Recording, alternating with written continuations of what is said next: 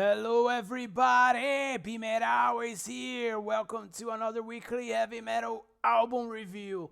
This week I'm reviewing LEPROUS Aphelion, released by InsideOutMusic on August 27th, 2021.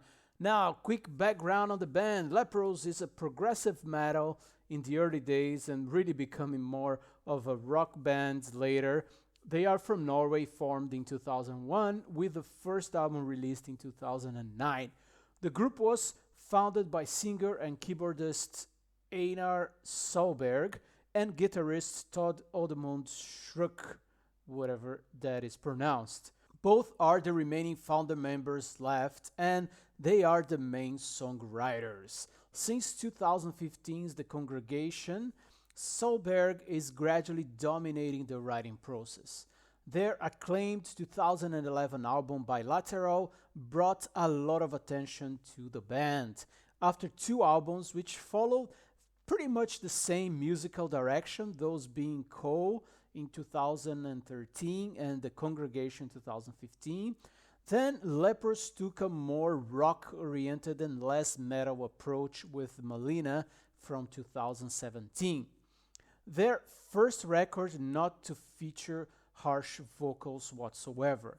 Then 2019 Spitfalls continued with the prog rock direction and a lot of experimentations. I personally didn't really like that album and the direction of the experiments and very soft music. So let's see what Aphelion brings.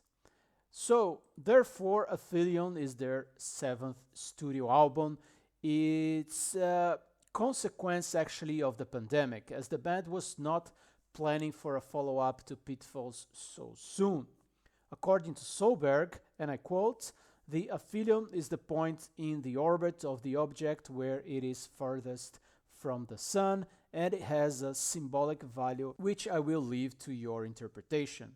Close quotes.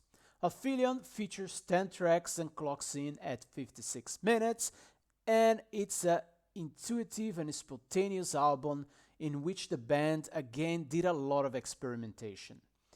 With that said, differently than Pitfalls, they brought back a bit more of the early sound, albeit not going into super heavy territory. It's again mostly written by Solberg, with a couple of exceptions.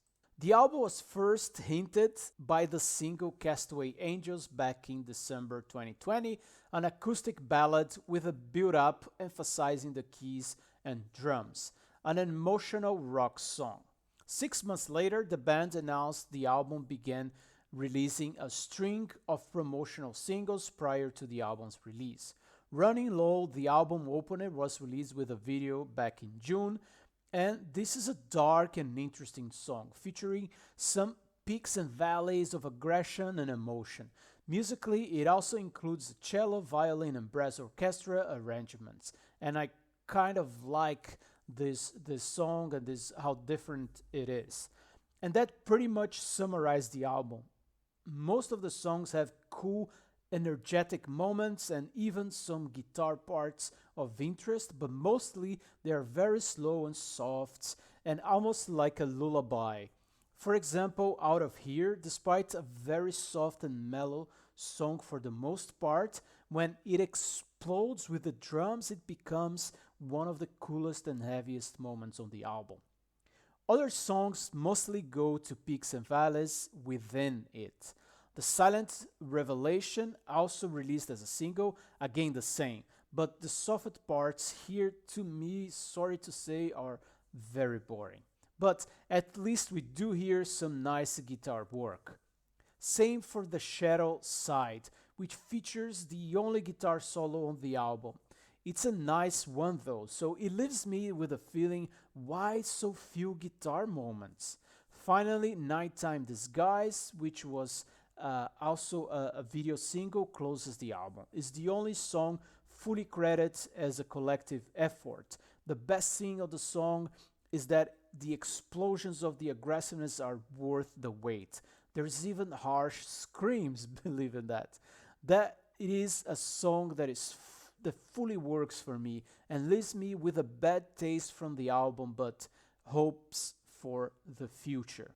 Now, if I'm being picky here, and probably I was a little bit, because unfortunately I have a lot to be picky about in this album, but overall the theme is that this super soft mellow direction doesn't hold my attention and my interest. Have you ever?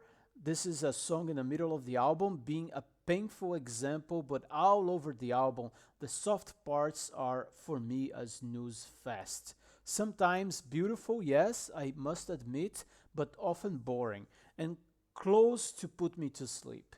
Very few guitar highlights for a band with two guitar players, and in addition to the keys, the string and brass orchestra are dominating the album. Wrapping up my opinion here, Leprous became almost like a Solberg's band, and this direction mostly doesn't work for me. It is, however, a better album than the previous one, and as at least we get some bursts of heaviness and strong emotions, and even a short harsh vocals at the end.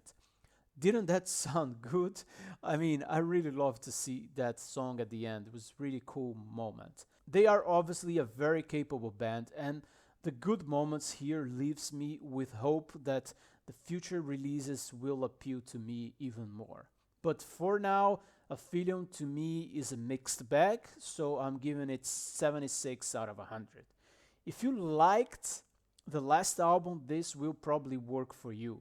But if you didn't, Aphelion will bring the sound a bit closer to the older stuff, but it doesn't do so by much.